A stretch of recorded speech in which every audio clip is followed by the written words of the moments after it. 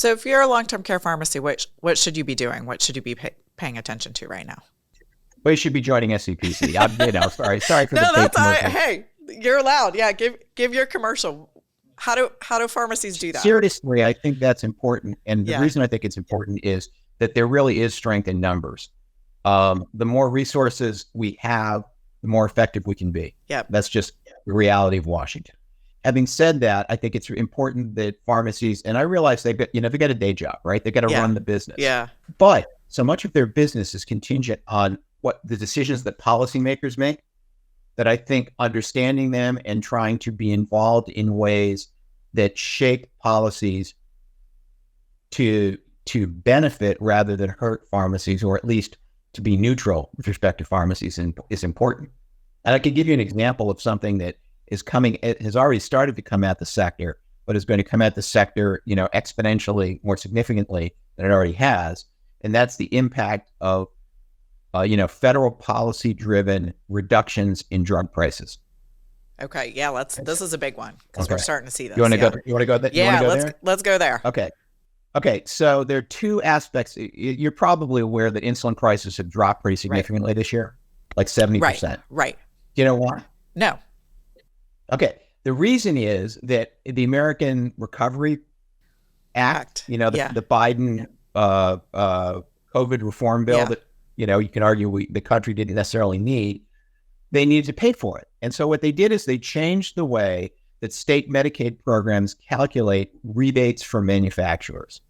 Okay. It used to be, and basically the deal is that if the cost of a drug from the time it's introduced exceeds the rate of inflation over a period of time, then the rebate that manufacturers have to pay is higher than the standard rebate. And there used to be a floor on that. In other words, if the rate of inflation accelerated so much, you could, as a manufacturer, have to essentially give the drug away for free to Medicaid beneficiaries. But with insulin, even if they gave it away to Medicaid beneficiaries because they were selling it at such a higher price in the commercial markets and in other markets, it was worth it. Right. This bill eliminated the floor. Okay. So what that would have meant is that instead of paying nothing, giving it away for free, they would have had to pay state Medicaid programs over $100 per dispense. Just to dispense their drug. And so that caused them to say, well, we got to get out of this. We're going to crash the price. Right. And that's what's driven the drop. But nobody thought about the secondary effects on pharmacies. Yeah. Because unfortunately, the way the long-term care pharmacy payment system works, and retail is analogous, although the numbers don't quite add up in the same way. About 70% of the prescriptions that long-term care pharmacies dispense, they lose money on, just because of what they get paid. Yep. And on 30%, that's where they make both revenues and margin, especially in the margin, of course, is the important part to stay in business. And insulin's one of those drugs. Yeah. But that's just the tip of the iceberg, because we've now seen the 10 drugs that are going to be the first 10 drugs subject to price negotiations under the Inflation Reduction Act. Right.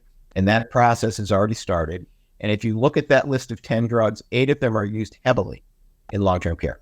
Interesting. And by the way, first 2 years of the program, 2026 and 2027, all of the drugs are Part D as in David drugs, not Part B as in boy drugs. Right. So that means that we're talking about the drugs that are heavily used in long-term care, that represent 75% of the revenues that long-term care pharmacies earn, that represent the lion's share of the margin that long-term care pharmacies earn. Yeah. And you're about to drop the price, the bottom out of the prices. Right. As compared to wholesale acquisition costs, or WAC, we estimate, and I emphasize that this is an estimate based on certain assumptions that may or may not be true, but we estimate that as compared to the WAC price, the so-called market fair price, or MFP, which is the standard, is going to be anywhere from a third less to 2/3 less on those drugs, which is just going to ripple through the pharmacy rate. So the biggest concern, I think, the biggest opportunity is the PBM reforms that I've talked about. The biggest concern, the biggest challenge, and one that could be existential for at least some long-term care pharmacies, is the risk that these dramatic reductions in prices are going to have such a profoundly negative effect on pharmacies that it'll be hard to remain in business. Yeah. Now, again, emphasizing that that's based on certain assumptions that may or may not prove true as the negotiations play out and as the plans and the PBMs respond. But it should be of significant concern. And I think, unfortunately, a large chunk of not only the long-term care pharmacy sector, but the pharmacy world entirely isn't as aware as it should be yet of what those adverse implications could be and how to deal with it.